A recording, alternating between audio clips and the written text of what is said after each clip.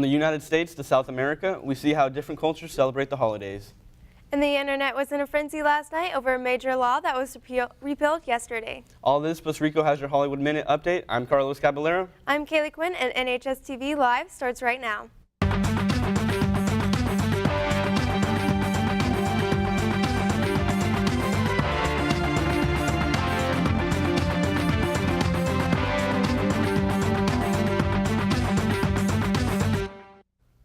The U.S. Federal Communications Commission voted yesterday to relax the government's rules concerning net neutrality that went into place in 2015.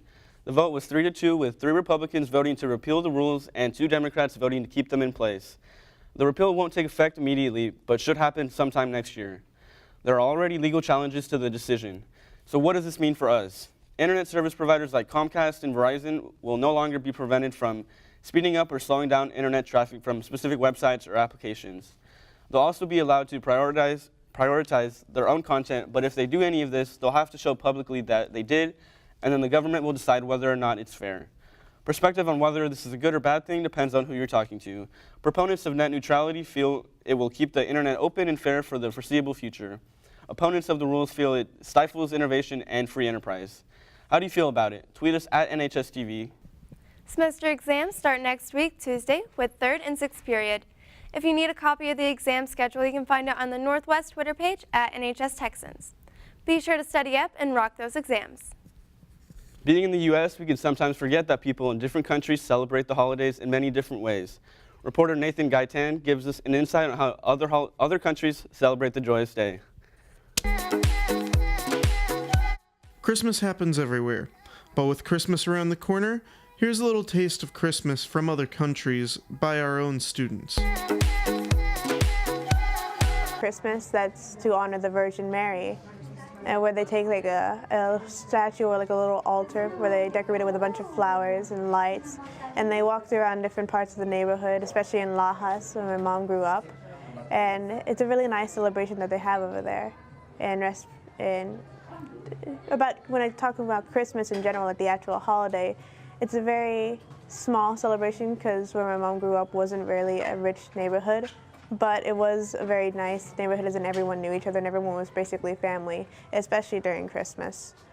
And everyone would usually get together, have a nice feast because everything was the food's great over there. Christmas Eve service in a church, and it was one of these big old stone churches, and they sang the Christmas carols and it just echoed off of all of the walls and you could just feel the history of being there. It was really tall inside, and they had like a 50-foot Christmas tree, and they lit the candles on the branches, like real fire, with something that looked like a sparkler string that ran all the way up the Christmas tree. Like they lit one end and then it sparkled all the way up in the Christmas tree, and then as it passed each candle, it left the candle lit.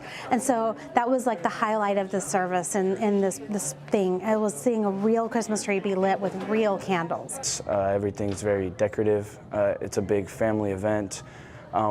They do this thing called novenas where you go from a different family member's house every day starting from the 12th, and you follow the path that they took until baby Jesus was born, and on the 24th you have a big party.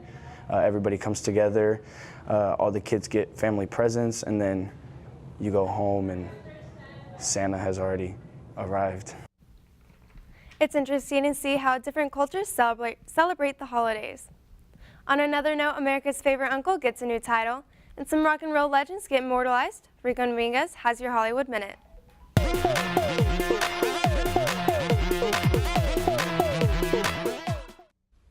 The Walt Disney Company has agreed to a $52.4 billion all-stock deal to acquire 20th Century Fox. This merger of 2 massive companies means that Disney is only growing as a superpower, and The Simpsons is now a Disney cartoon. And after years of playing the coolest uncle on TV, John Stamos is finally expecting his first child with his fiancée, Caitlin McHugh. At 54 years old, he's more than ready to be someone's old man. And speaking of oldies, the 33rd Annual Rock and Roll Hall of Fame induction ceremony will take place on April 14th in Cleveland, Ohio. Bon Jovi, the Dire Straits, and the Cars are just a few of the iconic musicians being recognized. This induction ceremony will have performances by the inductees and will be broadcast on HBO. And on a little side note, Star Wars The Last Jedi came out today, so avoid those spoilers and see it in theaters. This has been your Hollywood Minute. I'm Rico Dominguez.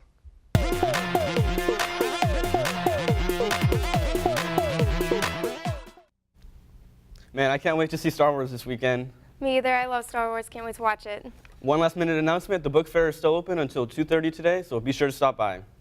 Next week, NHSTV will be on hiatus, but we will be returning Monday after the break. Good luck on your exams next week, and have a safe holiday and Happy New Year. Thanks for watching. This has been NHSTV Live.